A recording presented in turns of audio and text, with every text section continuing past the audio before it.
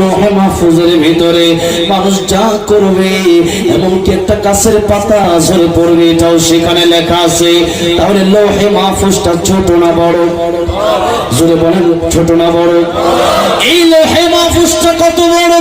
এই লৌহে মাহফুজটা, এই পৃথিবীটা যত বড়, আসমান থেকে নিয়ে জমিন পর্যন্ত যত বড়, এই পৃথিবীর এক সাইড থেকে আরেক সাইড যত বড়, লৌহে মাহফুজটা তত বড়। বলেন সুবহানাল্লাহ।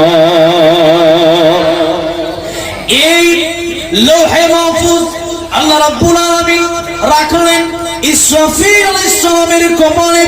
ইসরাফিল আলাইহিস সালামের এই দুই ভ্রুর মাঝখানে আল্লাহ রাব্বুল আলামিন কোরআন শরীফ রাখলেন, লৌহে মাহফুজ রাখলেন।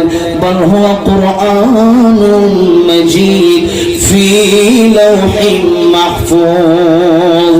এই কোরআন শরীফ আল্লাহ রাব্বুল আলামিন লৌহে মাহফুজের ভিতরে হেফাজত করে রেখেছেন।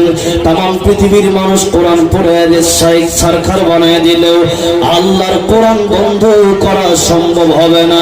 ইন্না নাহনু নাযালনা যিকরা ওয়া ইন্না লাহু লাহাফিজুন। আল্লাহ বলেন কোরআন নাযিল করেছি আমি, হেফাজত করার মালিক চিল্লায় বলেন কে?